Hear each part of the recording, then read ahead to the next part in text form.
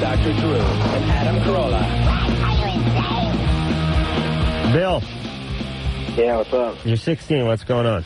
Yeah, well, my girlfriend went away on vacation during the summer, and while she was away, I went to a party, and I slept with this other girl, and she got pregnant, and now my other girlfriend's back, and I don't know what to do. Is the new girl's going to have a baby? Yeah. She's going to do it. All right. All right. So I should break up with my other girlfriend, or should I just take care of the kid and stay with her, or... Does your girlfriend know this girl? No, I don't think so. And she's definitely going to have the child. Oh, yeah, I know that, but I'm saying, should I? Oh, hold on. We're getting the facts here. Sorry, I belched up some more garlic. Sorry about that, buddy. I swear to God, it smells like you vomit when you do that.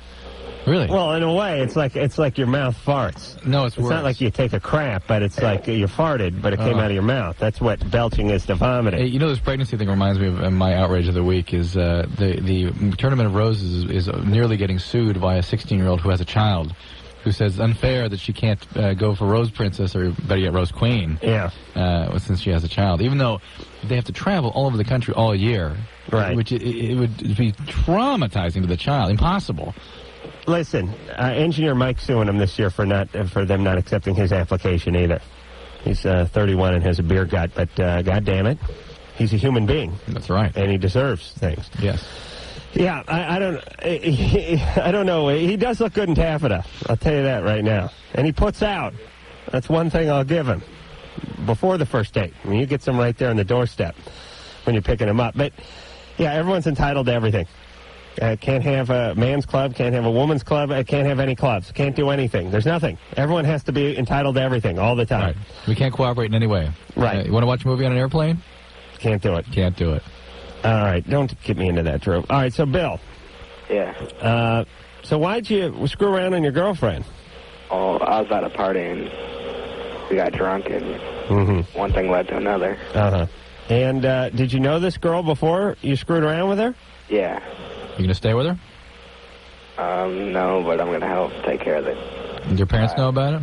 Huh? Your parents know about it? No. Don't you think they should? Yeah. How old is the girl who got pregnant? 17. She doesn't want to, what's her situation? Is she in school? Yeah. She doesn't want to give the kid up for adoption or anything? No, she wants to keep it. Why? I don't even know that she's really pregnant. She tells me she is, but... Well, listen, Bill, you're in a bit of a pickle, but that your pickle got you into, by the way. But it's hard to advise you until we know all the facts. A, you have to find out if she's pregnant, and then you have to proceed from there. Assuming she is pregnant, Drew, what do you do? I would hope she would give the child up for adoption. I mean, a 16-year-old, a 17-year-old in no position to raise a child. It's just ridiculous. But, when you turn 18, if this girl decides to keep the child, you will have a financial responsibility. God knows your girlfriend, your family are going to have to know about this eventually, and you might as well make it sooner than later. But your girlfriend is going to dump you when she finds out, right? Yeah. Well, she should. She should, but fine. You know how it goes these days. Do you think your girlfriend will dump you when she finds out? Most likely, but there's a chance that... All right, well, but you don't really care, do you? Oh, yeah, in a way I do. In a way. But not really. Yeah. There are consequences for actions. I'm sorry. I wish we could teach that to people beforehand. Well,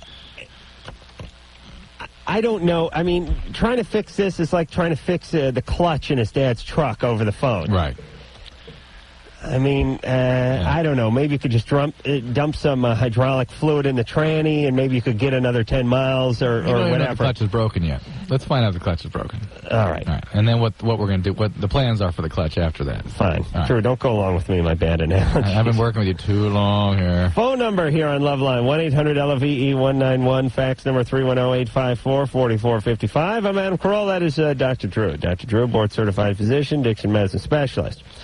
Drew and I just got back from a whirlwind tour of the Midwest, where we had ourselves one heck of a time talking to a few colleges, and now we're back. In New York. Went to New York. Feels good to be home. Yes. Oh, that's right. Yeah, but, Syracuse to me is like someone dug up a chunk of the Midwest and dropped it off on the East Coast. No, it wasn't that bad. I don't know. We spent so much time in Wisconsin, we just sort of got that into us. All right. Hey, you'll be glad to know we missed the flight on Thursday morning. That's usually our plan, to miss the flight. First flight. I had to haul out to Drew's house, pick up Drew's ass, and we missed the flight. Oh.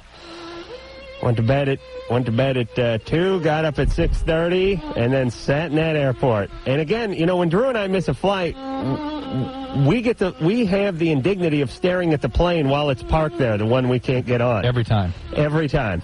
It's great. Why'd you miss it? Well, basically it's like this. It was my turn to pick up Drew. Drew's house is the exact opposite of the... We went through this whole thing. Yeah, somehow it's going to... Yeah, I know. The airport. Somehow it's going to be my fault. Put it this way. If he got going late. He didn't leave till 7 o'clock. We had to be there. No, I didn't get going late. I picked you up. Okay, I got to be honest with everybody. I told Drew I'd be at his house at 7:15. I was at his house at 7:25. Yes. But then Drew told me to come in the house and look at something. So I went in the house and looked at something, and then he ran back in. What? It took 2 minutes. A picture of Paulina. He dawdled a little bit. I did. I figured we were so late already. What would 3 minutes make? No, you thought we had time. No. I knew we were in trouble. But let me tell you, the 2 freeway, forget about it. We fought traffic all the way there, and we just argued. So anyway, we missed the plane. That's all right. We hopped on the next one. We made our ended up connector making it. Adam was literally standing on the tarmac, like holding the plane. Lying to the guy. Yeah. Because Drew's luggage was in the back of our plane, and he had to fight Sea of Humanity to go get it. Meanwhile, I had to stall the guy on the connector flight, and all I could think of was, my partner's in the bathroom. And the guy said, oh, which bathroom? I'll go get him. And I said, I can't really remember which one it was. I just know he had to go to the bathroom. White lies don't work. I know. Hey, the phone number? I gave it out. Okay, I don't think so. 1-800-LOVE-191, yes. The website, the email site is earthlink.net, Loveline to earthlink.net. Right. We flew first class on the way home, and I sucked up some free booze. I'll tell you what, I can't give away free stuff. That's my problem. I mean, I can't not accept it. Yeah, if the stewardess said, hey, the pilot just defecated in this Dixie cup. How much would you charge the coach guys? $3? Okay, and it's free for me? Yeah, bring it on. Hey, the mailing address, if anybody wishes to mail us, is P.O. Box 4345, Hollywood, California, 90078. All right, talk to Margie. She's 27. I got to sneeze. Margie. Hello? Hi. Hi. What's going on? I have a 6-year-old. Well, I have 3 kids, but 2 of them are girls. But anyway, my 6-year-old, he's a boy. Yeah, and he won't leave his penis alone. How old is he? 6. That's normal. Is it? And yep. It's when he gets in other guys' penises is when you got trouble. Yeah. Well, what? It's been like since he was like 2, and he's 6. Wouldn't he leave it alone? The round now is usually when they stop. What's he doing exactly? Well, just every time I walk into the room, I catch him. He's just like, I guess humping. I guess you'd say. No, what's he doing? Well, really, I swear he doesn't play with it. Like he doesn't whoop it out or anything. He's just like on the bed. He'll be rubbing it up on the bed or on the floor, and you can tell because his feet are up, but his pelvis is pressed against the floor. All right. Is that is normal? Yeah, basically. I mean, do you have some suspicion that something happened to him? No, but I'm afraid. Well, my son, he's wonderful. He's not like a freak or nothing.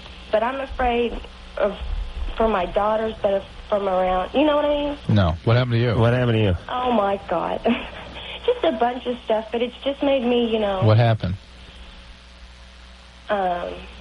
We need to know what happened to assess what your. I'm just scared that not. We need to know what you're projecting onto your son. I mean, what happened to you? I had cousins, but they were my age. And how old were you when they came on to you? I was little, like his age. And what'd they do to you? Well, they would make me play Fonzie if I wanted something, Play what? They were the Fonz, and if I wanted something, like they'd have my toys or whatever. If I wanted them back, I'd have to do whatever they wanted me to. Like what? Like just whatever. Or they'd play dog pile. You have to, like, smack your hand against a jukebox to get the right song play? Just stupid little, I guess, look at theirs or play with it or whatever. All right, Margie, that's not right. That's way over the top, right? Yeah. So you're projecting this and worried that your kid may have to play Fonzie too.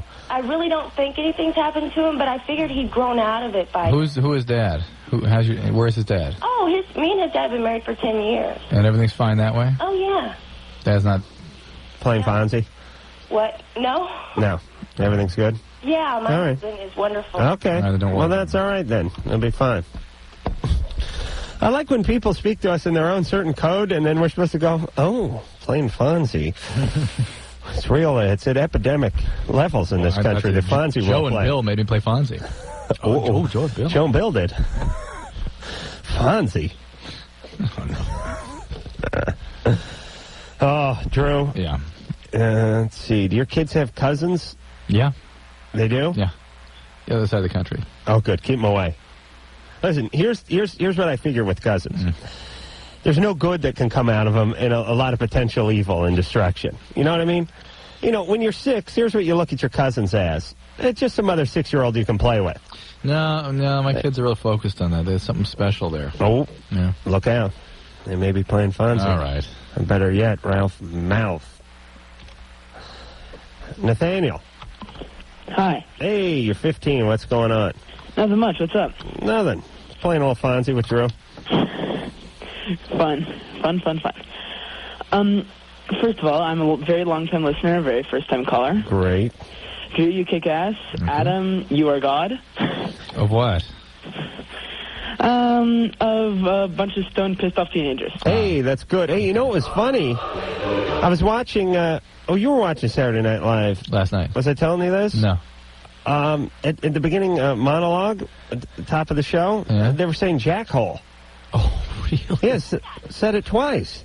Who said it? It was weird. It was, who hosted it, Ann? Cameron Diaz. Cameron Diaz Yeah. hosted it.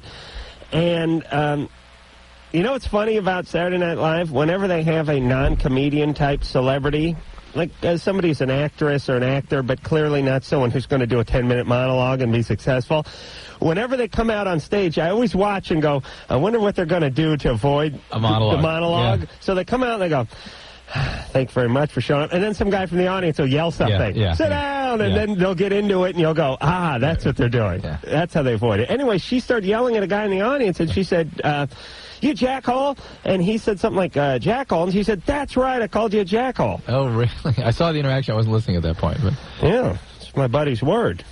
I like to bring it up on Loveline once in a while. Go ahead. well, tell them what it Nathaniel. is, where it came from. Jimmy, the sports guy from the morning show here at K-Rock, just made up the word jackhole. Which is a cross between... A jack and a hole. No. An asshole and a jack-off. Oh, yeah, right. Right? I guess so. You never thought it out that clearly? I don't break it down that far. It's just jackhole to me. Nathaniel, I'm a jackhole purist. What's your question, Nathaniel? Yeah, I've been having some problems with just a lot of relationships because I'm really, really, really tall. How tall are you? I'm 6'6". I'm 15. And in what way are your relationships troubled? Well, I guess I really alienate a lot of people. They're just... They scare you? I don't know. I mean, you scare them, I mean? I think that's probably one of the big things. But you're skinny as a rail, right? No, actually, I'm not. I'm pretty well built. Really? Yeah. How much do you weigh? 190. That's I was 6'6"? guessing that. Yeah, that's slender, but it's not beanpole. I mean, you're going to be a huge dude. Yeah. Is your dad a big guy? No, he's 5'7". Oh, is the pool man big? Well, don't worry. I didn't know. I never met him. It ain't the gardener. There's no gardener alive over 6 foot. This is like talking to women who suddenly develop physically, you know, that it is something that they wish they could hide when at this age and becomes quite an asset as they grow into it. Let me give you the sad truth, Nathaniel. Mm-hmm. I'm not going to pull any punches with you, unlike my counterpart, Drew. What? Chicks like little guys. No. Little, squirrely, wimpy guys. Oh, this... Yes. No, wait a minute. Yes. I know this. Yes, they do, in high school. Oh, in high school. Yeah. And even a couple years out of high school. Yeah. All those guys you see on TV, like, the Jason Priestleys of the world, all those guys from, like, 90210 and stuff, they're all 5'7" and a half. The littlest guy, and all those, Davy Jones and all those, like, name me a teen idol who's a big dude. A teen idol? So I understand, but it's the same point. They're all spindly little guys. You're making my point, which is at that age, this is something that people I'm saying he's got another 7 years of this to go through. I'll say 4. 4. That's it. Yeah, but 4 when you're 15 is like 7 to us. at least. But you know what? I mean, What? maybe we like the guys short in high school, but we don't like short men. That's No. right. That's the point. You know, the problem is No. what happens is when guys are 150 pounds and 5'8", they look fine. They're like, little things look better. I mean, they're in proportion. I don't know what it is. As God is my witness, you see a guy who's 5'7" and 145 pounds walking around in his swim trunks, he looks better than a guy who's 6'3" and 210. Unless the guy does nothing but work out. It's more compact. Why are most actors, why are all these guys who are on TV and all the soaps and all that stuff, they're usually under 6 foot and they're sort of compact Luke Perry types of guys. Paul Newman, Robert Redford, those all small, short guys. Short guys. Well, like Al Pacino and even Sylvester Stallone and stuff, guys, Short. like, they're little guys. Yeah. But later on in life, women tend to give it up because the problem is the guys that are 5'8" look good at 150, but then when they get to 215, they start looking like penguins, fire hydrants, or jukeboxes or something. So, listen, Nathaniel. Mm-hmm. You'll be fine. Yeah, but you got a couple of tough years ahead of you. You'll have I'm the not last going to laugh. lie to you. You'll have the last But laugh. you got a lot of good years after that. Okay, thanks. Why not use it to your advantage? Go for on the basketball team or something. Oh, yeah, that's what I'm doing. You doing that? Can you play a sport? Yeah, I play basketball and tennis. Tennis? Oh, big Uh-oh. sure. There's a sport. Yeah. Hey, play some volleyball, too. Okay. All right. All right. You'll be fine. But I'll tell you, seriously, be honest. When you were in high school, junior high, all the freakishly tall guys never had a date. That's right. So it's torture. Yeah. Matt, Hi, how you doing? you're 23. What's going on? Yeah, well, basically your whole-around bad life. That's what's going on? I don't know. I drive a truck right now. Yeah. That's all I grew up around. And, Are you out on the road right now? well, not right now. I did request day off because I ran out of hours. I don't know. I got this problem with my old lady. Yeah. It seems like I used to work in a shop, and I started driving to make more money. All right. You know, there are two of us, and we got a kid, and we got a good little family. I always thought, but it seems like when I was in the shop working, I come home every night. She always wants something to do. You know what I mean? And Matt, you have to ask us a specific question. huh? What's the question for us? Do what? You're going to have to ask us a question. Oh, okay. Well, the basic thing is she's tripping on me. Because you're out on the road? Yeah, basically that. And, well, even before that, when I was home every night, Yeah. she's always messing with me that I've been with somebody else. Yeah. What's her history like? Her Someone dad, cheated on her once? her dad go out and cheat on her mom? No, I was raised in a family where my dad drove a truck, and my granddad drove a truck, and my dad No, cheated her. on my mother. Right. Okay, your dad cheated. But how about her? Her? She went out on me. No. Yeah, well, that's interesting, though, because cheaters are always the one that are afraid that you're doing the cheating. Really? Yeah. Oh, yes. Yeah, it's called projection. Everybody does it. As a matter of fact, people that are really worried about getting ripped off, Uh-huh. usually the ones doing the most ripping off. They rip people off. Anyone who worries about anything the most, Yeah. it does their fair share of that. Yeah. Right. All right, so she cheated on you? Well, that's what I've always come to think throughout the past years. We've been together since we were 16 years old. Ugh. How old's the child? The child, well, she's 4 years old. We had her when we were about 16. We dropped out of school, Uh-huh. and I went straight to work. All right, but did her father cheat on her mother? Not that I know of. Did he leave? Well, he's on a truck right now. He's been on a truck for about... So he's a 4 months. truck driver, too, and she probably hated that. Yeah, when she was growing well, up. yeah, he wants to be a big strapper like he thinks I am. A what? Big strapper. Oh, big strapper. What the hell's Yeah, that mean? big truck driver. Yeah, he ain't crap. No. What's he drive? How many wheels? Oh, he drives one of them 18-wheelers, but he does that cross-country stuff. Well, what do you drive, 19 wheels? 18-wheeler. All right, so he's driving an 18-wheeler. Yeah, but I don't know. You have to be in trucking industry to understand. All right. Well, what's your handle, Matt? They call me Hammer Down Matt. Hammer Down Matt. Yeah. Yeah. They never call, no one's handles ever something like Pixie or Feather Duster or something like that. Okay, Bill. Okay. Petunia Pete. So it's got to have to do with a tool. It's either about getting laid or driving fast. Or it could be both, hammer down. There you go. All right, so listen, Matt, you have to communicate with the missus a little. I mean, she thinks you're cheating. You think she's cheated. You got a 4-year-old. You got to act like adults. Everybody who has kids, please act like an adult. Don't have these stupid arguments with your family. But acknowledge what it feels like for someone, both your child and your wife, when you're coming and going all the time, especially when you're on the road for long, long periods of time. And it's not good for kids, for parents to be away a lot. No, but you know what? She's the type of chick who'll ride Matt when he's home, and then when he goes away, complain that he's not around enough. Yeah, but that's just because she's upset about him being away, and she's time to settle down. He was just to stay as consistent as he can. Here's the deal. She was probably pretty freaked out that her dad was on the road all the time, absolutely. And now her husband's on the road all the time. What an amazing coincidence. Yes, and that's not... I have a question. Yeah. What's this old lady stuff? I mean, the guy's 23. How old could this old lady be? She's 20. Listen, She's already the old lady. Let me explain something. What She was a group of people. She was his old lady the day after they got engaged at 16 and a half. What is that mentality? Trucking. It's blue collar. And by the way, I knew he was going to call the child a kid. Yeah. As all the guys I work construction with, they all have the old lady. You'd say to him, hey, you're going to go play softball tonight? Nah. Old lady and the kid are coming down on me. It's always the kid. I never knew any of their names, and I wasn't always sure that they knew their kids' names either.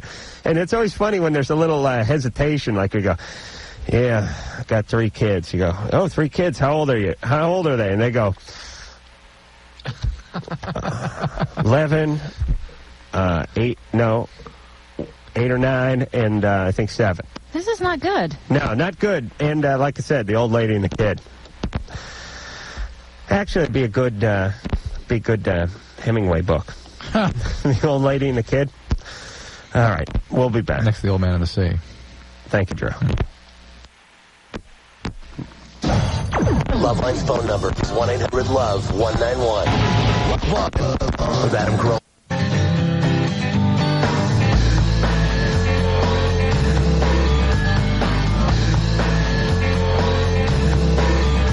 Hi, this is Tori Amos, and you're listening to Loveline with Adam Carolla and Dr. True. All right. It is true. That's us. Phone number 1-800-LVE-191. Let me tell you guys what's wrong with TV. Tonight, Reba McEntire's in a movie of the week, Forever Love. It's suggested by a true story, by the way. Suggested. To me means nothing. Suggested by a true story? Let me suggest a story to you. Hey, here's something. This alien, there's this nun. She puts too much starch in her habit, so every time a wind kicks up, she can fly. Ooh. Yeah. It was just true? Real? We'll call it the nun that flies. Now, wait a minute. Wait. Flying nun. Better. Okay. Much better. Anyway, here it is. Forever Love. After a 20-year coma, she awakens to a husband she barely knows. Wonder how many of his friends, how many of her friends that he banged in that 20 years. And you got to figure 2 a year, so that's about 40. And it's an insult to people who actually live with people with head injury to think that somehow that they could wake up and go on living life, and with the only issue being, I went on with my life, honey, during those 20 years, because people wake up from a head injury like that and they are a different person. What kind of shape you in after a 1-year coma? Bed sores. How about a 5-year coma? Contracted. How about a 10-year coma? A mess. Your body will like ingest its spine, and then you'll cramp it out, right? I mean, after 20 years in a coma, and I know I didn't see it, but I know she woke up with plenty of eyeliner and lip gloss on. They look like Reba McEntire. Drew, I was thinking about this though. Yeah. When they put you on a feeding apparatus, it's a hole in the stomach. They put a hole in your stomach? Yeah, they just pound a thing right through into the stomach. Oh, it's not an IV type thing? No. Why not? Because they really need to feed you? If your gut's working, you got to use it. And it's much healthier, much better. I mean, you can't live for 20 years on parenteral nutrition. If you're down for a week, will they just feed you with the IV? If your gut doesn't work, I mean, you always use the gut if it works. Really? Yes. Even if you're down, but when you're getting surgery and they put you out, they put the IV in. Yeah, because you can't use your gut. Okay, but if your gut works, you're going to use it. All right. Do you have any gut instincts about Reva's guts, or they worked? You think they worked? It's just a head injury, so they. How do you cramp? All over yourself. Really? And then your skin breaks down. You get big giant ulcers in your back by your sacrum and stuff. Your sacrum? By above your butt. Above my butt. I have to go down to your level in order to talk to you, don't I? All right, but let me say this. So when you're in a coma for X amount of years, you'll have bed. By the way, do they even put you? They don't let you be in a coma for 20 years, do they? Yeah. I mean, whatever. I mean, it's not really a coma then. It's just sort of a chronic vegetative state. Okay, so you're in a coma or in a chronic vegetative state for 20 years. Do you go to the bathroom 3 times a week? You get on a toilet program, bowel program. You have a catheter going to the bladder, so that takes care of that. And you get urine infections all the time, and you get sick from that. Right. And the back end, you keep it nice and How do you do that? It depends how. And every once in a while, you have to go with this and dig it out. You go with the finger? Yeah. Oh, that's got to be a rough detail. Yeah. And to me, by the way, that you don't even have a name to that. You just show whoever the intern is or whoever the nurse is, you show them the finger. No, you say you go. Give them the finger. Somebody needs to. You know what I mean? Like when the finger's like waving bye, but you just hold one finger up and you go bye-bye. Somebody needs to explore digitally. Explore digitally? That's if there's some blockage or something. Yeah, otherwise it's all right, but here's the answer. Otherwise they wear big diapers. Here's the answer I want to get. They put a big... What's wrong? They actually had a great skit on Saturday Night Live last night about exactly this, and they had adult diapers. Yeah, but it wasn't for comas. They were called "Oops, I Crap My Pants." Right. It was a real funny. It was a commercial, but it wasn't a. No one was in a coma. But that's what you use. You put a diaper on when you're in a coma. Yeah. And once a day you change it. More than that. More than once a day? Because the skin breaks down. The skin totally breaks down. No, and then you have to like clean and wipe and stuff. I was always thinking about this. Turn people constantly. I mean, you hear about these people that are in a coma for 2 or 3 years, and you think, okay, well, it's not like they're eating it's not like they're eating trout and eggs for breakfast and then a pot roast at night or something. But on the other hand, you figure they got to be making some kind of product. Well, they get tube feeding. They make stuff. Where are they putting that tube? Tube feeding? The Ensure, something like that. Right. But like Thanksgiving, they don't ground up some stuffing or something and put it in there, do they? It's not pureed food, no. It's just some sort of liquid thing. Enteral nutrition, yes. So the actual bowel movement, the actual thing, it's not hard. It's liquidy like. It depends. I mean, some people with those the sort of the high concentration, let's say, tube feedings tend to cause diarrhea, but there's ones that don't. There's something called longevity that gives form to the stool, and you don't want it to be real loose because if they're sitting in watery stool, the skin breaks down. There's one called Lincolny where the stool looks like Abe Lincoln. I've seen. It's true. I've seen the people erode all the way into their pelvis. I mean, it can be a disaster. You mean the acid or whatever that comes out of there just starts eating through you? Well, and the pressure, because you're lying in one position and then just. Wouldn't it be funny if after a guy was in a coma for like 4 years, you clean up his diaper and there was like a peanut or a raisin or something in there, and you went, "Where'd this come from?" Like if another one of the nurses was screwing with you and like sprinkled some peonies or something in there. it. Put a tube up there. There's no such thing. Why isn't there? There's no such thing. There's no such thing. There's no such thing. Why? It just doesn't. I'll make it. Patent it. I'll make a million. Okay, go ahead. There's nothing that works like that. Huh. All right, I'm with you. Go. Yeah, let's go. Forget about this radio. We'll make $1 million in the medical industry. Time for the break? No.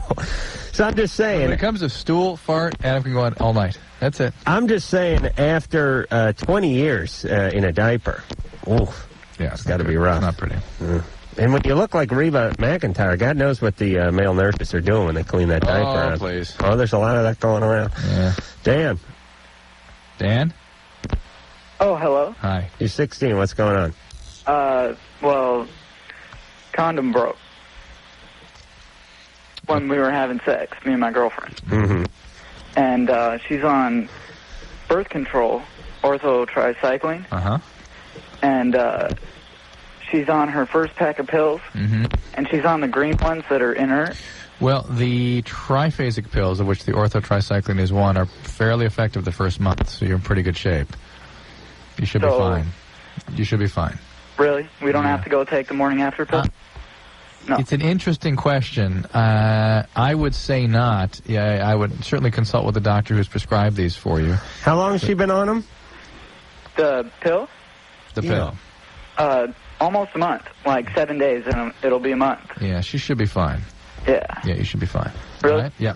But, Okay. but it's important point to bring up that people need to be very aware about the morning after pill.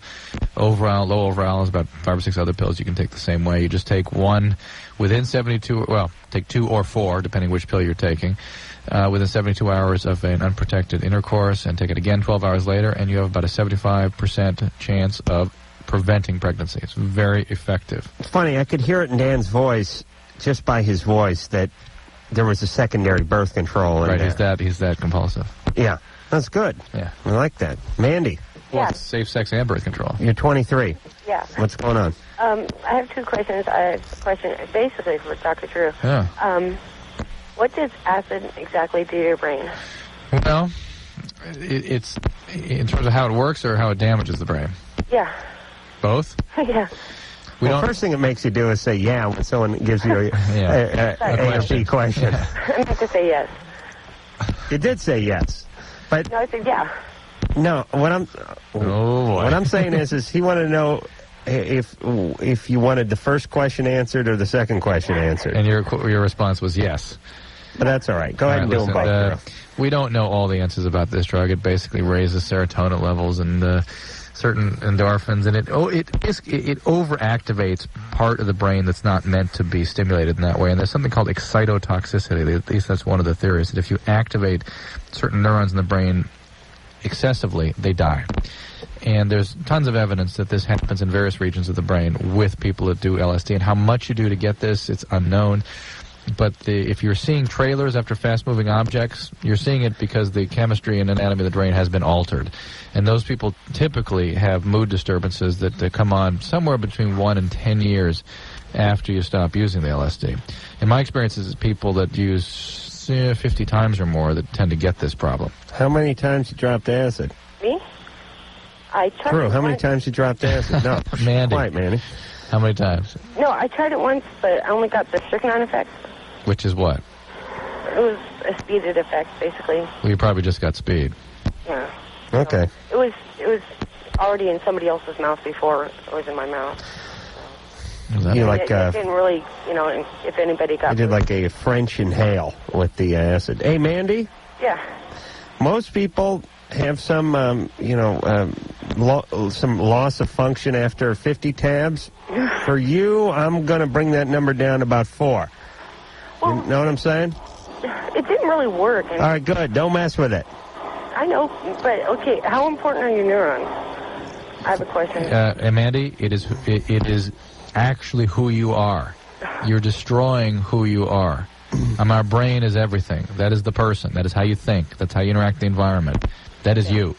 You're altering that when you mess with the neurons. Okay. And you can disable yourself. Mandy. Yes. You have any kids? Me? Yeah. All right. Come on. He's adopted. He's adopted? You adopted a kid?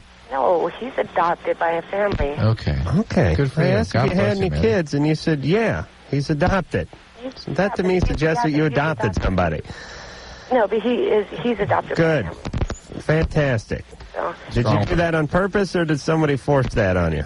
Well, it was Each? Well, it was overly suggested, and the boyfriend was already going out with somebody else, and I got overly intimidated by that, so I kind of walked. Mandy, you don't need to be screwing around with the acid. No, it wasn't actually for me. It was basically for somebody else, because I was told it basically opens the imagination part of what you're thinking about, or imagination for something in your brain, or Mandy. Opens doors and Mandy. What drugs have you done? Me? Yeah. Nothing really. Really? Did you go to junior college? No. Yeah, I'm trying to go back. Oh, don't go. Don't go back to junior college. There's nothing there for you. No, just a couple degrees. Just keep your job. Where are you working? Me? A sandwich shop. At a what? A sandwich shop. A sandwich shop. Yeah. Good. Part-time, so I can go back to school. So. Fine. All right, don't go too heavy on that mail. Okay. I have one question. That's it. For Drew. Real quick. Okay. I was wondering what kind of behavior or actions a drug addict would have if they're trying to progress. they're trying to progress. Take progressive steps rather than regressive. Oh, Mandy. If a drug addict was taking that? Questions aren't making sense. Hey, Mandy? Who are you talking about? Well, somebody I know. All right, stop hanging around with all these drug addicts, would you? An addict will not get better. A drug addict will not get better without treatment. Period. Huh? A drug addict will not get better without treatment. Period. Or some sort of, treatment doesn't necessarily mean formal treatment. At least involvement in some 12-step process. All right. Good luck. All right, Drew. Let's sell the next call. Okay. Sue. Yeah. You're 21. Yes. Great. You cheated on your husband? Yes, I did. And he left you? Yes, he did. Oh, now you really want him. Uh-huh. Yeah. All right. You like that, don't you? If he'd stayed around, you would have cheated on him again. Of course. But now that he left... I don't... It's usually guys that do this kind of thing. It's called setting a hook. No, it's just not being able to tolerate the loss. All right. We're going to take a break. I think we may gamble on Sue when we come back. Sure. I don't need money. See, I tried to convince you to give me some cash earlier. Sure, you have no idea how to go into a break in radio, do you? You'll go down to your car and you get some money, right? I have no money. I have a quarter, I think. Okay. Can you get another 75 cents? And? Where am I going to come up with that? All right. Where am I going to come up with 75 big ones on such short notice? No, you are my teacher. All right, jackass. I mean, jackal. All right, we're gambling. I don't care if we have to gamble with my money when we come back. You have 5 seconds. Loveline with Adam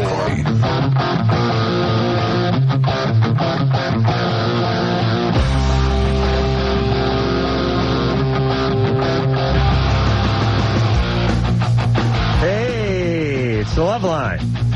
Oh, we're going to gamble, Drew. I forgot about that. Phone number for Loveline, 1-800-LOVE-191. Fax number 310-854. Oh, yeah. Sue. Yes. All right, so you're 21. Mm-hmm. You cheated on your husband. Yes, I did. And how long have you been married to this guy? Since I was 19. Mm-hmm. You cheated on him how long ago? About 6 months ago. Right. So you guys only were married for about a year and a half or something? Mm-hmm. You have any kids? No. Oh, good. Thank God. It's 2 tonight. 2 saves. Yeah. Mandy's child got adopted, and Sue didn't have one. Yeah. Right. All right. And now you want the guy back. Mm-hmm. Did you cheat on him with anyone he knew? No. How do you find out? Yeah, I decided to. I really don't know how he found out, but he did nonetheless. Okay, hold on a second. All right, you want to do a little gambling Go here? ahead. You go first. This will be a gentleman's bet. Ooh. Did you burp again? Yeah, I ate a lot of garlic. I ate real fresh garlic. Oh. Somebody's got to come in here and witness this. This is... Oh, yeah, right. that's good. That's like when you take a swig off the milk and it's bad, and you go, oh, here, taste this. Oh, my God. Drew can't eat garlic. When we were in the airport in Chicago, we ordered a pizza. I immediately grabbed the garlic powder and started dumping it all over the top of the pizza, and then Drew couldn't eat it. Drew, yeah. Yeah, Weird. he gets real gassy. And nauseated. To me, that would put garlic right at the top of the list if it equaled gassy. All right, Sue is 20 and cheated on something with her dad. Dad cheated on her mom. Had to destroy the relationship. Needs chaos. Daddy cheated on mom. And left? Yeah. All right. Yeah. I'll just... Dad is an alcoholic, a lot of chaos, maybe some violence in the home. Okay. Sue? Yeah? Now, what happened with your dad? Nothing. My dad's awesome. Uh-oh. Really? Mm-hmm. You visit him in prison every weekend? No, Dad and Mom are still together. Yeah. Anyone touch you? No. No, it's not. This is not that. Well, I'm just feeling around here. No, any I'm alcohol? a kid. Any alcoholism? What's your dad do for a living? My dad, he's an engineer. Mm-hmm. What's your mom do? She do anything? No. Do you have other brothers and sisters? Yeah. What do you got? Brother and a sister. How old are they? My brother's 31 and my sister's 35. How are they doing? Good. Why was it 14 years between you and your brother and sister? Because I'm the only daughter with my mom, and because my dad was married before. So my brother and sister from my dad's previous marriage. Those are half brothers and half sisters. Exactly. Yeah. Oh, mom and dad married all. The plot thickens just a little bit. Why did the first marriage break up? Because I think, from what I've kind of heard, I think my dad's ex-wife cheated on him. Ooh, now, see, we're getting warm now. And there were never any fights in your home? Nobody ever got into it in any way? Not really. When you were growing up? And neither mom nor dad used alcohol at all? No. Eating disorder? No. Me? Yeah. Yeah, when I was young. Oh, true. You owe me $1 for that. Yeah, I do. All right. So were your parents real nervous about you growing up, real involved? Definitely. Okay, so this is about that. All right, but why is she cheating on the guy? Well, first of all, she had to rebel against the iron fist of the parents that were just intruding into her life, right? Right. She had to go get married, and probably the guy is probably sort of a bad choice. The guy was probably sort of somebody the parents disapproved of. Is that? Kinda, yeah. Okay. And so the guy... They're going to disapprove of anybody. No. At 19, she goes get married, gets out of the house, gets out from under this iron fist. How old's the guy? How old's the guy? He's 26. 5 years older. You're 19, he's 24. What did he do to you before you cheated? Nothing. He was perfect? He was an angel? Pretty much, yeah. Why'd you cheat then? I don't know. I think I kind of got, lost in my own little world of maybe I don't want to get this guy too close to me. I don't know. Yeah. Your husband. I know. I didn't take it seriously. I mean, I guess now I can say, okay, I'm 21. So what were you doing getting married? Pretty much trying to get out of the house, I guess. Get out from under those parents. So the way to ruin that whole thing was to cheat. Maybe, but I mean, I loved him. That's the bad mixed-up thing about it. How'd you get him to find out? I don't know how he found out. He must have found out from a friend, from a friend, from a friend. I really don't know. Yeah, but you did something. Because you wanted him to find out on some level. You know what I'm saying? Maybe. Yeah, so did you tell somebody? Oh, yeah. Unfortunately, wrong people, but... Okay, well, that's how... No, it's what you planned on. Yeah. That's how those things happen. If you really didn't want him to find out, he wouldn't have found out. True. I mean, maybe I wanted him to find out to maybe... I mean, this sounds really stupid, but each little girl, I think, wants to have her man, or the man of her dreams, go, crazy over her, over me. Sue? Yeah. No. Each little girl does not. I was buying into that. I'd like to see someone flip out over me for a change. No, that is a very unhealthy thought. Yeah, that's not right. Well, it's total sabotage. Yeah, it's like you want to train your dog to roll over, but you don't throw him in the dryer. I mean, yeah, you can get a guy to flip out. Just go ahead and bang one of his buddies. He'll flip for you. But it's not really what you had in mind. Him getting loaded and beating the crap out of you is not really what most little girls have in mind in terms of freaking out. All right, so stop acting out for just a minute. Here's what it boils down. Here's what it boils down to. Yes. I mean, parents, over-involved, intrusive. She has a personality disorder from that with an eating disorder. Goes out, acts out, gets married, wrong guy, wrong thing, sabotages it. She probably needs to start over. Probably best that the guy left. Probably. And it might mean the guy's sane. Yeah, but she's clinging to those old mechanisms. She's got to get him back. So she stays out of the house and saves herself from herself and her parents. And listen. Go to school and grow up. And here's the deal. This is why we poke around. Because behaviors always link up with histories. They don't just manifest themselves out of the blue. And we knew that Sue was acting out. And our first question was, where's Dad? How's all that? Mom, Dad married? Everything's perfect. Perfect. Except for my eating disorder. Right. Oh, really? Well, no. She didn't come out with that, yeah. You got to ask. Yeah. I got 2 brothers, 2 sisters. No, everything's fine. So you got to keep feeling. How old are they? 75? Well, there's a 52-year difference between... Well, my dad was married before. Oh, everything's perfect? Why'd she leave? He cheated. She cheated on him. She cheated. Right. Now it's starting to come. And once it's... By the way, it's like a sweater. Once it starts coming unraveling, it really starts falling apart fast. Yeah. Then the eating disorder comes around. We'd make the greatest cops, Drew. Wouldn't we? Profilers. Yeah. We'd play good cop, boring cop. Josie. Hello. You're 20. Hey, what's up, guys? Hey. This question is for Dr. Drew. Yeah. I basically wanted to know, I've been smoking out, for a couple years now. Hot? Yeah, and, I just wanted to know, now I don't really want to stop so much, but, when I think about it, it's it seems like it's like a part of me, you know, like emotionally, like I can't really see myself like not doing it anymore. Well, it is your main strategy for dealing with life at this point. And in fact, there is growing evidence that there's a biological change in your brain that actually prevents its normal development even. So you are left you're left quite dependent on this drug as a way of coping with life. And unless you do something about it, it's going to continue to take you down. And it takes a long time. I mean, people understand that marijuana is a profoundly addictive drug for some people, not everybody, but for a subset of people with the biological background of alcoholism.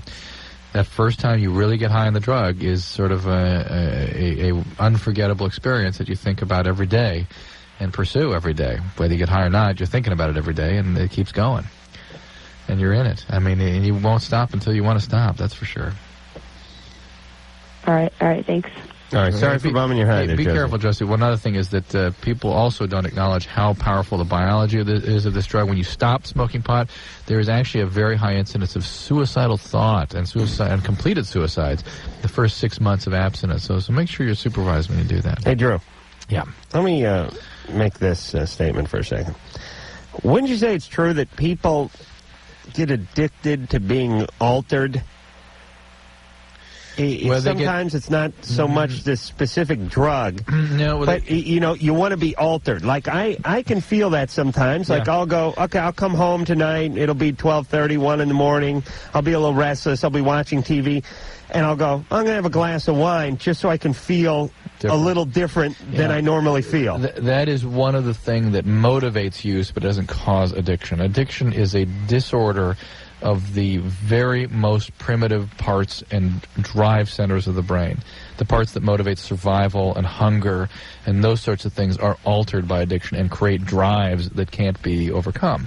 Now, in terms of things that you get sort of dependent upon, you get dependent on these things to deal with life, and for whatever reason you initiate your relationship with the drugs that becomes a dependency of its own. But it's not addiction. Addiction is a piece of the brain, the reward system that's activated in a very special way. Mm. All right, we'll be back with more of Drew's genius and my brilliance after this. Loveline. Be right back in a minute.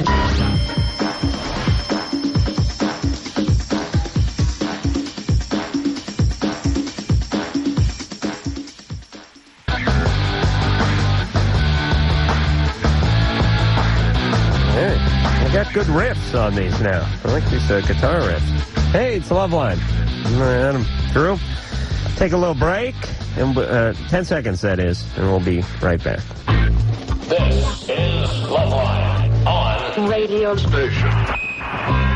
New Rock. KSMA 92.1 FM. Queensville, Tucson. Hey, everybody. Loveline. I'm Carolla. That's Drew over there. Phone number, 1-800-LVE-191. Engineer Mike, we're going to, I had a request for Tim the Russian Rapper, so we may get to him. We'll take a call, and then we'll do that. So you work that dump button, because, you can't say all those words on the radio. Heather. Hey. You're 21. Yep. What's happening? Huh? Not much. How about you? I got another belch coming up. Oh, no. Heather, what's going on? Not much. I'm just wondering what's going on with my life here. Well, talk to us. Did you actually throw up this time? No, it's so bad. It's just fresh cut garlic. Oh, for God's sake. Go ahead, Heather. I'm 21, and I think I have a problem. I end up sleeping with just about every guy that I meet. Wow. And it's usually like on the first or second date sometimes. Mm. And I think I'm kind of covering up for something, but I don't know what. What do you suspect? I think I have like humongous void in my life, and I just don't know how to fill it. Good. Well, that's a clear enough rendition of what you're dealing with. Yeah. Where'd the void come from, you think? Probably my abortion. How long ago was that? God, it was about 2-3 years ago. You've been depressed since? Very. Why don't you get treatment for that? I was always told just to get over it. Well, I don't know who told you that, but that is absurd. Who told you to get over it? Let's see, my mother, the guy, his mother, everyone. And look, his mother? And well, first of all, ladies and gentlemen, here's what happens when people you love are not empathic. you're left on your own to try to come up with your own way of dealing with these feelings, and look at the modality that Heather's chosen. Makes you feel a lot better, doesn't it? Oh, yeah. Where's your dad? It's a spiral downward. You keep feeling worse. My dad's pretty. My parents don't know how to show how to love me. Does that make sense? Don't know. They don't know how to show you anything, it sounds like. Yeah. How did your boyfriend's mom told you to get over the abortion? Well, kind of. She said that I was going to lament it for the rest of my life, basically, and that's something I just had to deal with. That's nice. Yeah, basically. What town do you live in? I want to make sure to drive around it next time I'm on the road. Portland, Oregon. Oh, really? Yeah. Too bad.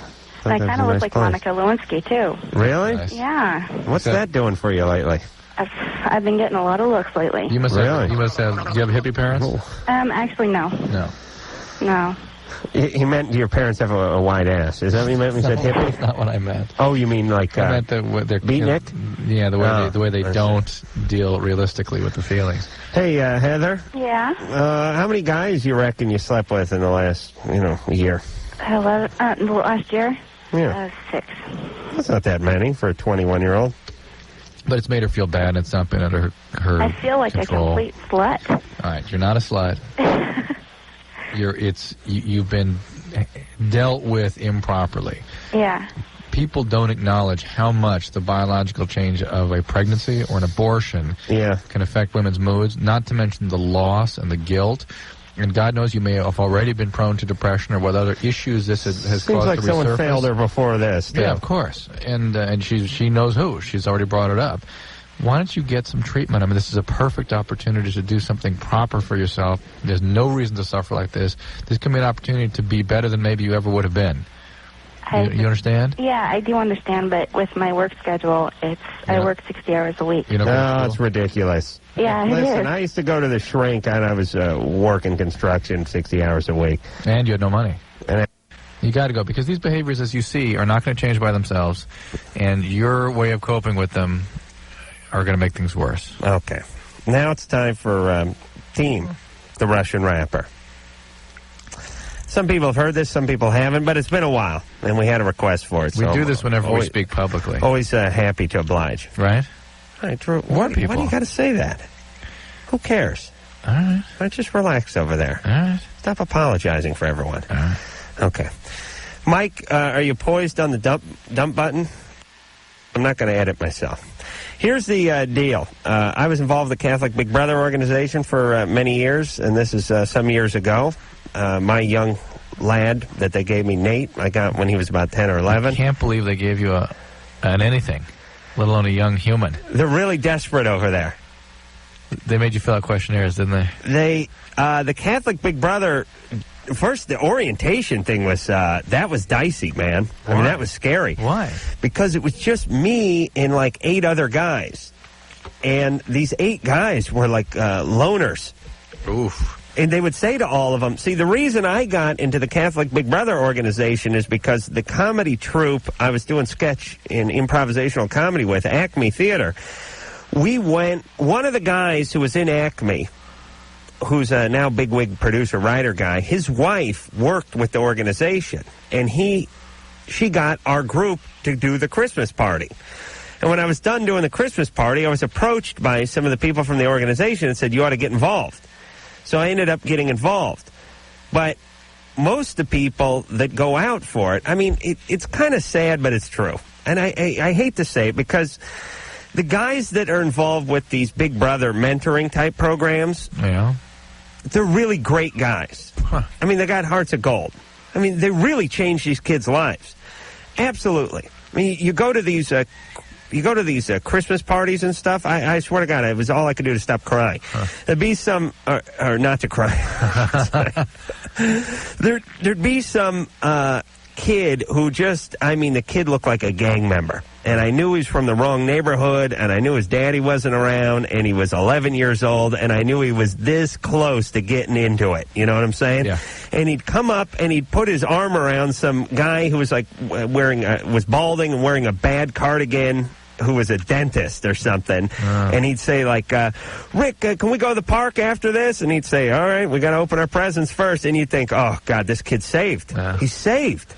because otherwise he's just going home and getting into it. Yeah. And luckily, my kid, Nate, wasn't really a bunch of trouble. He just didn't have a dad around. But anyway, during the orientation, they had guys there that just, they said, where did you hear about this organization? Because they're really trying to weed out the pedophiles. As a matter of fact, I think they got a sign out front that says, now only 35% pedophiles. And they're really proud of that. They've lowered it. It used to be up around 70%. But guys would say, well, I used to work in Georgia, and my company transferred me out here to L.A., and I'm single, don't know anybody, and I just opened the phone book. And I think, well, on one hand, that's noble, but on the other hand, it's a little creepy that there's some 42-year-old guys just kind of bored. He's got an apartment, one-bedroom apartment, and wife divorced him, doesn't have any buddies, he's just cracked the phone book, going to hang out with some 10-year-old. But anyway, God bless them. They're making a difference. So I got Nate, and Nate and I had a good time, go to the beach, go to Taco Bell, that kind of stuff. And Nate didn't have any friends except for Tim. Tim, big, chunky Russian kid, 5'3", white as a ghost, thick Russian accent. And actually his name is Tim, but it's really Tim. That was the first ordeal I had with Tim. What's your name? Team? Team? Team?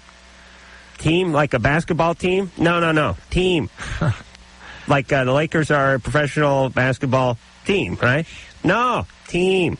But it turns out it's T-I-M, not T-E-A-M. Tim loves the rap music. Loved this about 5 years ago. Loves Snoop. Loves Dr. Dre. NWA. Loves it all. Got himself a nice, thick Russian accent. And when we would drive to the beach, he'd pop in the tape and rap along. And it went a little something like this. Let me have a little slosh of water here. Drew, kill some time for a second. All right, here we go. I was wondering. All right, you got your thing on the dump button? Okay. Beaches ain't but hoes and tricks. Suck on these balls and leak on these dick. Oh. It was great. It's so nice corrupting people from different lands. He was like, and this guy Tim was like, he'd say dope and word up, and I'd always screw with him. He had a shirt, big pot leaf on it. The kid's like 12, 13 years old. And he'd say like, oh man, that is so dope. And I'd say, and then I'd always use the word out of context and screw with him and piss him off. Like I'd go, all right, you two guys, let's go to the dope beach. And no, it's not like that. Well, dope's good. No, it's not good, but it's like cool. So the water's dopey, right? If it's cold? No, it's dope. He's getting really frustrated when I misuse the American slang. But anyway, here was Tim's next rap. I got back on like John McEnroe. That beach steps up, I'm smocking the hoe.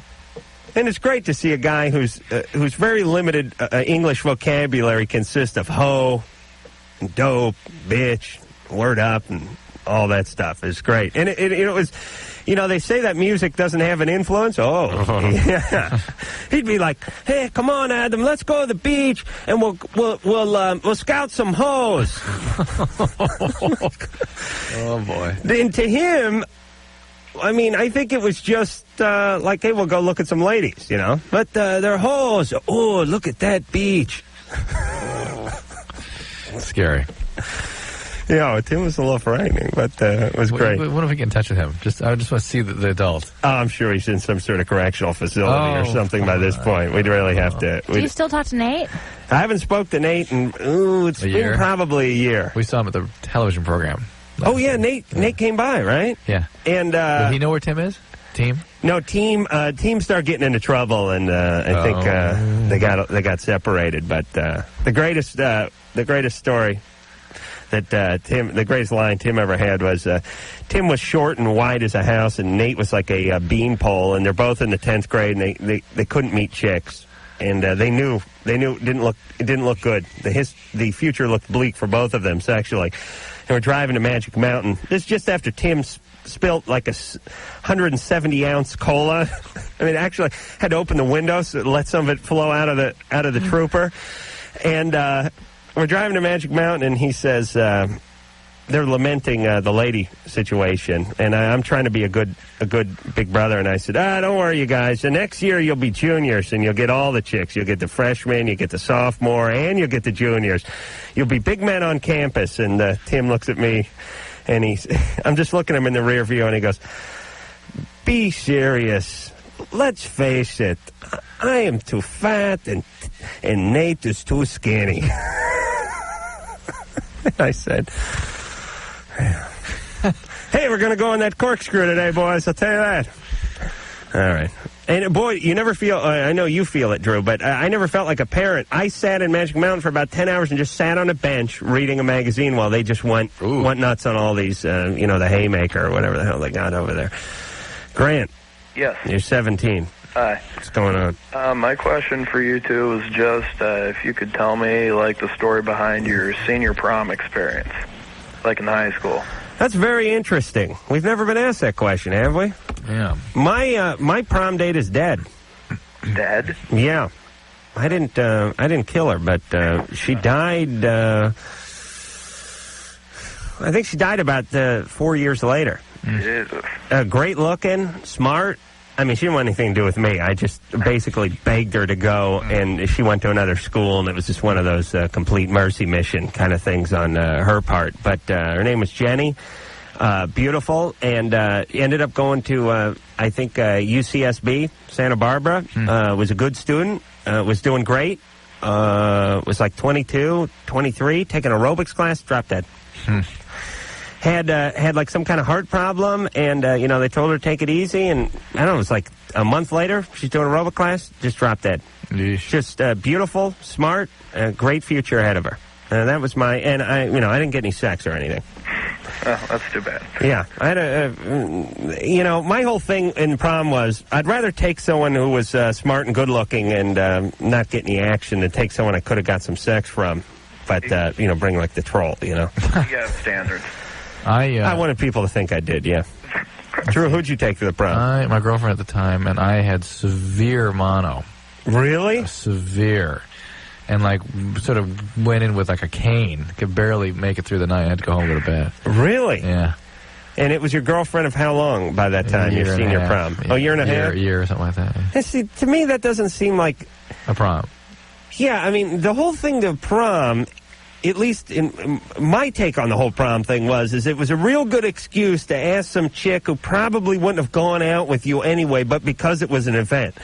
You figure out when you're a guy that there are women who'll go out with you to certain things, like the lunch or dinner, and then there are women who will only go out with you if Aerosmith's in town. And the prom is almost the equivalent of a big concert or something, and you got tickets. They know they can hang out with some of their friends. They know they get to buy a dress. They get to go in a limo, and they get to eat either the chicken or the brisket. So to me, to take someone you've been dating for a year and a half is kind of weird. And plus, there's always that, is there going to be sex on the prom night? But if you've already having sex all those years, it's no big deal. But yeah, I had a good-looking, smart prom date, but she passed away. So did you guys get a hotel room after the prom? Oh, at 17? No, I wasn't. I didn't. People didn't spend money like that. No, they did. Some people did, but I didn't have any illusions. She had to be home by 1 a.m. or something, and she wasn't putting out for me. Nah, that's too bad. Oh, I wish you would have. Well, thanks for answering my question. Well, no problem. And then when my friend Carl DeLutri did. I wrote this note in class where I wrote all the weird things I wanted to do to my prom date. Oh no, sexually. And he gave it to her. Oh, I mean, weird, And the reason he gave it to her is because I took a firecracker and I put it in a lemon, and I kicked open the door of his apartment. He was a year older than I was, and I lobbed it under his bed. Oh. Just blew lemon pulp. I mean, it was all over the ceiling. It was a firecracker. It was a good-sized firecracker, but if you stuff it into a nice, juicy lemon, and it blows. There's stuff everywhere. It was indoors. He had some pictures of his grandfather, and it got stuffed pulp all over it, and he was really pissed off. So he went and grabbed this letter that he had lying around and gave it to her. So what'd you do to him? He blew water at your rear? No, I figured we were even because I blew the... What'd you do to him? It was even. I blew up some produce in his apartment, and he ratted me out with that letter. All right. That's, I understood it. It was the code, the North Hollywood code. I struck first, and it was a little tit for tat, and so I was pissed, but I understood why he did it. Shelley? Hello? Hi. Hi. Hey. Okay, I have a question for you. Yeah. Okay, I have been engaged now for a year. I was dating, we were dating for 4 years, and I moved out. We were living together, and I moved out because I just felt like he wasn't ready to actually make the marriage commitment with me. How old is he? We're both 31. Okay. And so I moved out, and 3 months down the road, we get back together, he proposes to me, and now we're engaged. And he doesn't want to have a wedding, which I understand. I've already been married before. I have a son, and I don't care about the wedding thing anyways. Why doesn't he want a wedding? Well, he's Jewish. I'm Christian. Okay. And he does. I'm sorry. What? Nothing. Go ahead. Okay. You want to pay for the cake? Exactly. He's Jewish. No. So the thing is, we agreed that we were just going to go on vacation and come back married. All right. And we were going to do it a couple of months after we got engaged, and then it ended up the following month and the following month. Now, every month it's like, well, we can't really afford to do it. We'll do it next month. Oh, we can't really afford to go on vacation this month. We'll do it next month. Why is he so afraid of marriage, do you think? I don't know. It's a year later now. He's adopted. That may be an issue. He just found his natural mother probably about a month ago, and that was a big issue for him. He's not, his biological mother's not Jewish. His biological mother is not, but his biological father is. Really? And his adopted parents are. Exactly. Huh, interesting. So, so... Jews take care of their kids, normally. I'm sorry? Here's what I bet happened. I bet the biological father knocked up a Gentile, and the mom the family put the clamps down, swept it under the carpet. That's my. Jewish people take care of their kids so well. I've never known one to give a kid up to adoption. Well, they gave him to the biological mother. Now that he just met about a month ago, says that the father it kind of set it up where a Jewish doctor would adopt him. And yes, he was adopted by a Jewish family, and he's a doctor, and they wanted him in a good home, and that's what they did. Oh, she feels it was some kind of conspiracy. He got her pregnant on purpose so that he could sell the baby type thing. But who knows? Whatever. That's what your fiance feels? No, that's what she told him. Oh, she's nutty. Listen, I don't... the 60s and whatever. I don't know why everyone wants to go look up their biological parents. I know my biological parents. Once a month is fine. I know. No, he just wanted to just know. But he's afraid of marriage for some reason. I don't know. He tells me that he loves me. He doesn't want anyone else. So we ended up getting back together. He asked me to marry him. Now it's a year later. Meanwhile, he keeps putting it off every month. How's his career going? Is he all set? He has a great job. He makes good money, which I feel is good money. How's he do with your son? Great. He's a good father, stepfather, Is he maybe a little freaked out about that? About adopting a kid? Well, see, my son has a great father, his real father. And he has a good dad, and he sees his dad all the time. So that's not even an issue. Okay. His father pays child support. He pays for medical, dental. He has a good father. Maybe you got to put the screws to your fiancé a little bit. Or stop putting the screws to him. Yeah. I just belched up some more garlic. But I think she's in the driver's seat here. She just doesn't know it. Yeah. Now, listen, there's a lot of guys that don't want to get married. But he's in the right time in his life. He probably really does love her. He just needs something to push him in. Yeah. That's all. But she's going to have to really push. She found out that's how they got engaged. Yeah, and he has a history. He was adopted. Yeah. There's some weirdness going on. He's scared. We would not recommend this behavior to a 25-year-old or 22-year-old, but to 31-year-olds where things are sort of stable. Guys need to be kicked in the ass a little bit. I got to get a note from my therapist saying that chronologically I'm 34, but emotionally I'm only 19. You need your ass kicked. Oh, it's killing me. Oh, I swear to God, this whole marriage idea is just bizarre. I don't know why. I know it ain't going to hurt, but it just feels like death to me. It's just a death. And you don't help, Drew. wife of yours and the kids run around all the time. I have a great family life. Yeah. Listen, from my perspective, just looks like a big pain in the ass. No, it isn't. Listen, we're out on the road. All right. I want you guys to listen to this for a second. Drew and I have been out on the road a lot lately, and when we come back on Sundays, we're really beat. And the only thing I can think about doing, and I know you guys are the same way, which is when you've been out of your house, out of your rhythm. It's weird. When you're out for a while, you feel like driving your car. Yeah. You want to, drive your car and punch your presets in. All I can think to do is get home on a Sunday, put my feet up, watch a little TV, put my hand down my pants, and just, check my phone messages and just sit in peace and quiet. I won't even answer the phone. Drew, the last 2 times we came back, we had to hurry back on a Sunday because he had to make an open house, go directly from the airport. And this is 3 or 4 days of serious touring around the country, hotels, bad flights, layovers, straight to the school to deal with open house. And today, I had to drop his ass off at the ice rink. Now, you've been traveling for 4 days. You burn out. You're staying in a hotel. You ain't going home. You're pulling your luggage out of the back of my car, and you're down at the Pickwick. That, to me, is not enticing. Awesome. It's great. What a sacrifice. But not only did I go ice skating with her, but it was a birthday party to follow. Oh, jeez. Oh. Now, you see, that's my whole thing. Nothing against the kids, nothing against the wife, but when I'm out, if I'm on the road for 3 or 4 days, I just want to go home. I don't want anyone around. I want to put my feet up. I think it would be different if you had kids when or you have a kids, wife. that's right. You're thinking about putting out for them. Exactly. You think about putting your feet up in about 8 years.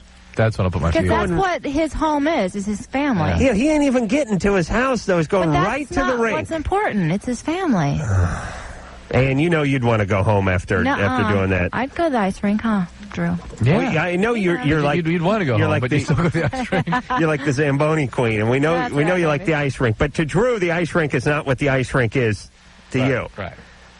But I can understand. If my dogs were in a little dog show, I'd go see them. Yeah, but pick a place you didn't really feel like going, and then put yourself out on the road for 4 days, and you're not stopping home. You're going straight there. And the time before, it was straight to the school for the open house. Oh, wait, we got to go to break? Yeah. Oh, is that where we are? All right, we'll be back. Loveline with Adam Carolla and Dr. Drew. The phone number is 1-800-LOVE-191. We'll be right back.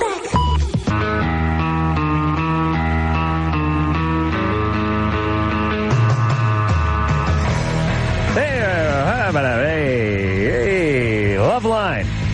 Loveline. All right. Drew and Adam over here. Jade. Hello? Hey, you're 13. Yeah. What's going on? Well, I've had a lot of, problems. I've been, really depressed lately, and I've been telling my mom I need counseling, but she won't listen to me. Why not? She thinks I'm just making up excuses. Do you have somebody at school you can talk to? I've tried talking to the school counselor, but... What happens? I don't know. She just ends up making me feel worse than I already do. Why? What do you tell your mom? I don't know. I've had, I cut on myself and just try to get her attention in any way that I can. When your mom says you're making up excuses, is it something about your behavior that she thinks you're trying to excuse? I don't know. What would you be making excuses for? She says it's I don't really know. She's just you don't really need counseling. It's just... Well, let's just examine the cutting on oneself. I mean, that's a very serious symptom.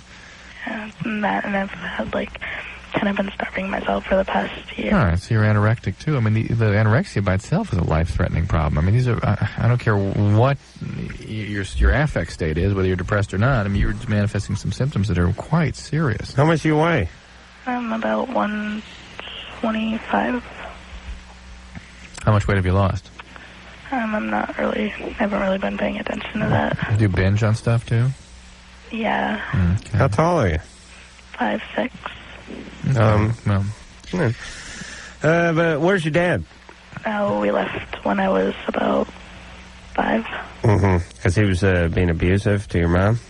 I Or to don't you? really remember anything. What did they tell I you? remember him being violent. You do remember him being violent? Yeah. Oh, okay. Well, that's abusing your mom. abusing to your mom. Right? Right? I guess. Well, what was he doing when he was being violent? I mean, I remember him, like, yelling and hitting me. Hitting you. Oh, was he hitting your mom, too, or just you? I don't really remember much. All right, but he was abusive toward you. Yeah. All right, so understand your mom is not in the world's greatest shape emotionally, or she wouldn't have married this guy. On the other hand, she got out of there, right? So it means there's some health, possibly. And she doesn't want to take any responsibility for what might have happened to you, I'm sure. It's very painful for her. Maybe maybe that's it. Maybe she feels that if you went into counseling, you'd turn on her somehow, or you'd start bringing up some things. Right. She'd have to come to terms with what really has happened to Jade here. But look, you got to get help. Whether you have to go on your own to some community resource, whether you go to school and demand some consistent help, the help you get is not necessarily going to make you feel better at first. Although symptom control in this situation might be appropriate, it doesn't always make you feel better at first. So you've got to stick with this and understand that you can't expect to feel better going it alone at this point. Yeah. All right. And get some friends. I know it sounds trite, but absolutely. Your friends, if they're good friends, will really see you through a lot of tough times, especially when you're a teenager. Phil. How's it going? Good. You're 20. What's going on? Not much. I'm a first-time caller, long-time listener. Great. I've perceived you guys as being the two smarts, the street smart and the book smart. Right. And what's Drew? Oh, of course.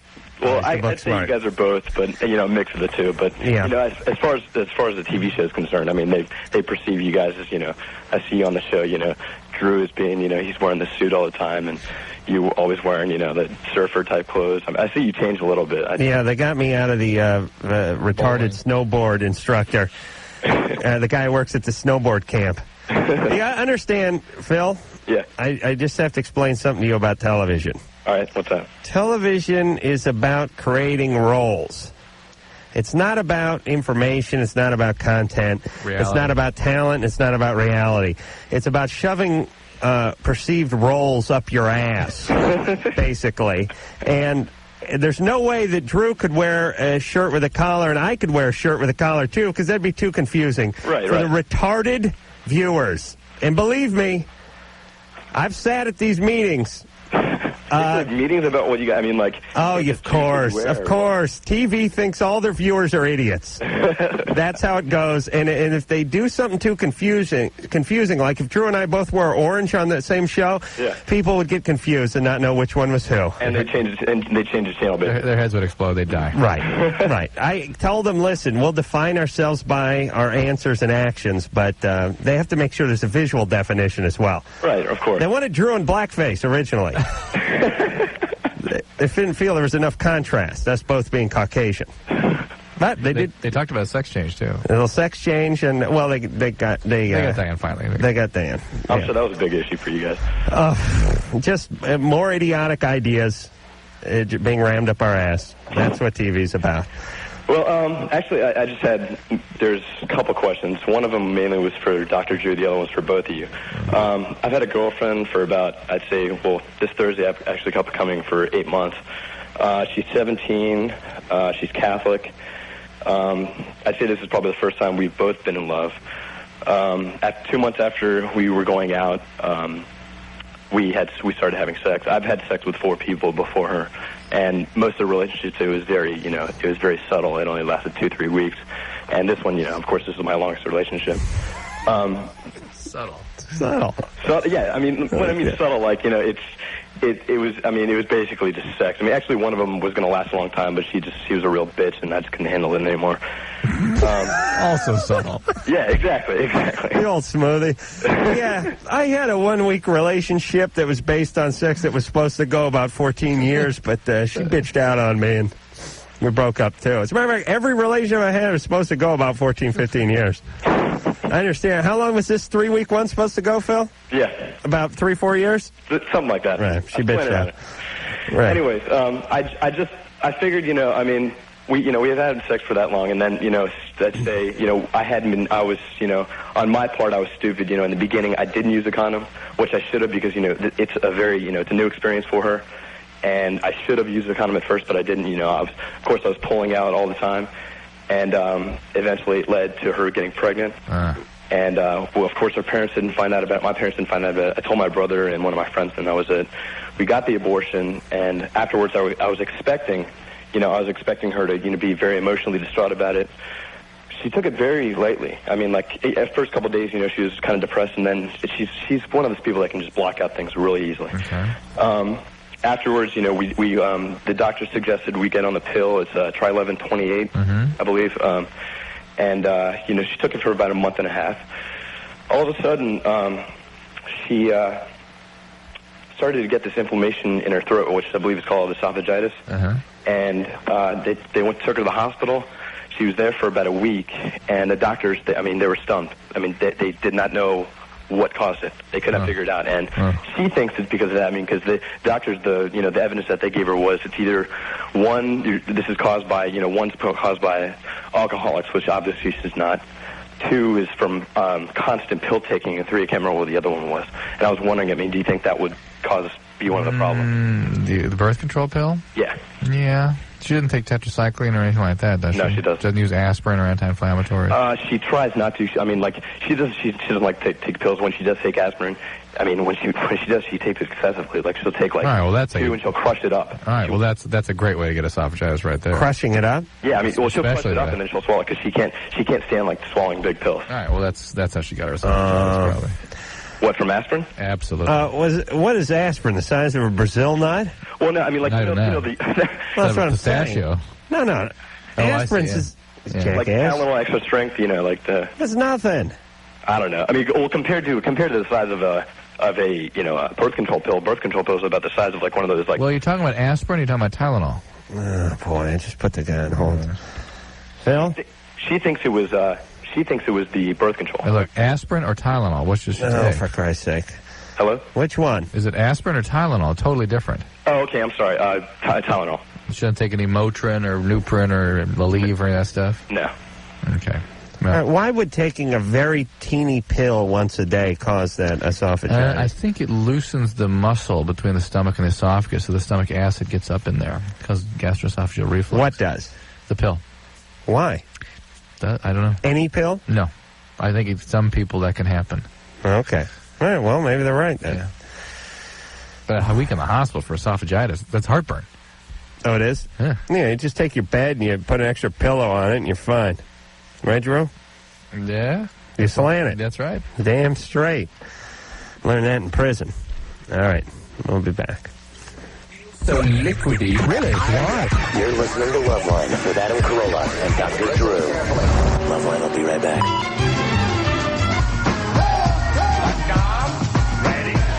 Hey. Yeah. What is this? Oh, the Beastie Boys. Yeah, I'm down. That's right. Drew? Yeah, it's a House of Pain, right? Yeah. What? Yeah. That's Tim's rap. No kidding. Yeah. Wow, that's where he got it, huh? Yeah. Well, I screwed up the line. I'll serve your ass like John McEnroe. Is that what it was? If your girl steps up. Yeah. Now, see, he sung it, or maybe I just screwed it up. Yeah. He probably. Maybe I got a backhand like John McEnroe. He might have screwed it up. Mine's better. Yours is funnier. I got a backhand like John McEnroe. The bitch steps up, I'm smacking the hoe. She said, I got to get into some kind of rap.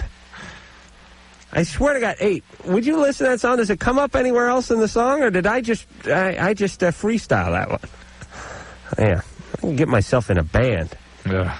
One of those rap bands. Are they bands? I think it's just one guy. Well, not House of Pain. Deborah. Yes. You're 18. Yes. What's going on?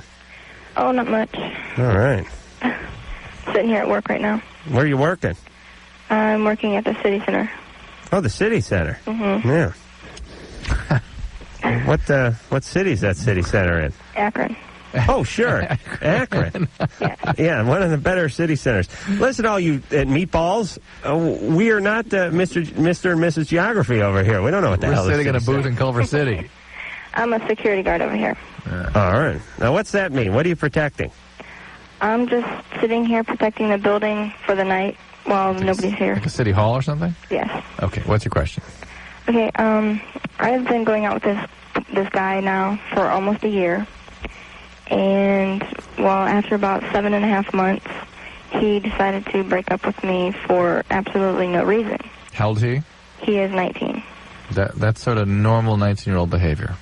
Yeah, well, he told me that, well, the thing was is he told me that we were just spending too much time together and he needed a break.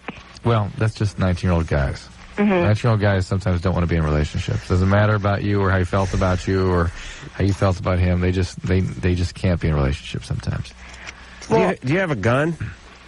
Huh? Do you carry a weapon? No. What do you have? Do you have any mace or anything? I have nothing. What are you supposed to do? Trip the guy if he comes to rip something off?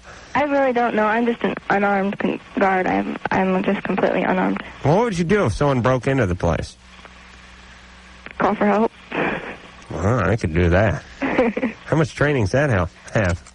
All right. Here, let me try something. Hey, I'm breaking in. Help! All right, here's your badge. You start tomorrow. All right. So this guy's not interested, what's Deborah. Your question? There will be other guys that will be, but not this guy. Well, the thing is while we were broke up, he told me, first of all, that he wanted to speak to me and he wanted to still be friends. And then during that time that we were broke up, when I tried to call him or see him or whatever, he would tell me he was busy or something. Mm-hmm. And then the thing is the Friday before we got back together, the thing was that he told me that he finally wanted to be friends with me. Mm-hmm. And then the next 2 days after that, he came over to my house and he asked me if I'd make love to him. And we weren't even going out. Yeah. And first of all, I asked him if we were back together. Of course not. Well, he told me that we were going to be. Oh, yeah, and until after you had sex. Then all of a sudden he changed his mind. Yeah, well, he told me that we were going to be back together. So then I was like, okay. So you had sex. Listen, sex. I hope you're not guarding anything important over there, Deborah, because you're easy to fool. No. You have some guy put a jumpsuit on and say, like, Acme Moving and Storage. You walk right in and steal the place blind. Yeah. Deborah, don't be so naive. Come on. But the thing is I just really love this guy. I know. Oh, all right. Well, okay. In that case, he loves you. He doesn't love you. Just because he makes love to you doesn't mean he has any feelings whatsoever. Guys can have sex and be completely... That's why they should just call it screwing. And have it detached. It's a detached experience for them most of the time. And especially when he's telling you it is. Guaranteed. Mm-hmm. Deborah. What? He ain't interested. It's not fair. You got to move on. Guys do this all the time. Don't be depressed, Sweet Pea. There's plenty of guys. No, it's just the thing is that since we've been back together, he's kind of the same. I mean, when we talk on the phone, he doesn't talk as much. Yeah. But he never did, actually, because he was kind of a shy guy.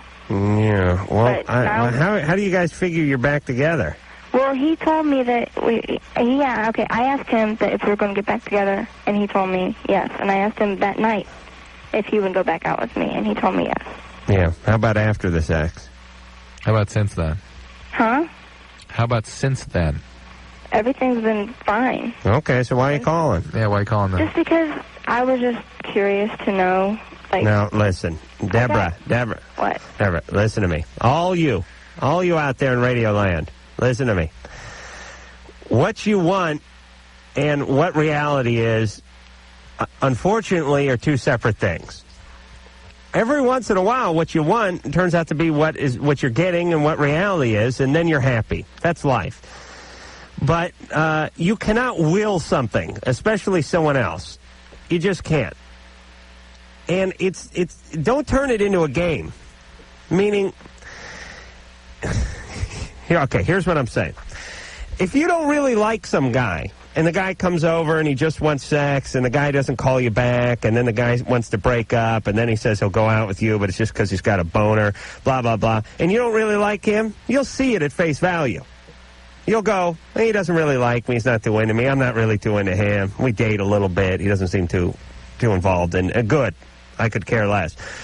But if he had the exact same actions, if he did the exact same thing, but you're really in love with him, you would then put a whole bunch of stuff on him that didn't exist. Right. You would take what he did and you put a magnifying glass to it and you'd enhance it. Wish it into existence. Just because your feelings are different doesn't mean his are. Yeah. This guy's not interested. Well, just because his actions would suggest a different set of feelings. If you were to perform those actions, right, doesn't mean he reciprocates. Well, that's a different point, but yes. Yeah. Okay, you're talking about getting it on. Yeah. Yes. Same idea. Yeah. He broke up. He didn't want much to do with her. He told her they're seeing each other too much, and he's not really interested. And then I didn't have a chance to spit it out, but when she said, oh, he didn't return my calls, he didn't this, he didn't that, and then he showed up at my house one day, I said, okay, it's horny. Yeah, wants to have sex. Right. And then the whole code of can we date again is we're going to keep having sex, but I'm going to be a little bit more distant. Let me tell you what goes on. Guys figure because they're getting laid with one chick, their penis is on some kind of roll now. So they mistakenly believe they can go out and they have some confidence. You understand, ladies, guys look at sex when they're young as some sort of mysterious entity they have to figure out, something they have to master. And there's a lot of bizarre projectile psychology that's used. Like me personally, I never got laid until, I lost my virginity, I guess I was like 17 or something, but then it was like years. It was like 3 years. I didn't get anything. And I always said to myself, once I start getting some consistent trim, that's it. I'm going to be like Warren Beatty, man. It's like Hugh Hefner meets Warren Beatty. Once I get that confidence, once I get that rhythm, once I get that inertia, nope, I dated a chick for a year. I had constant sex. She dumped me. Pow! I was on my ass for like 2 years. Nothing. Guys think they're gonna. And like when we broke up, I was cool for the first week. I was like, all right, I'll keep the momentum going. Hell, I probably won't miss a weekend without getting some. No. Realized pretty quickly, women do not, this guy's got a penis roll. Let's keep it going, ladies. It's quite the opposite. So what guys do is they break up because they think they're going to be getting something. And then when nothing happens after 3 weeks, they come back. But they don't want to get back together. They just haven't been laid in 3 weeks. Oh, yeah.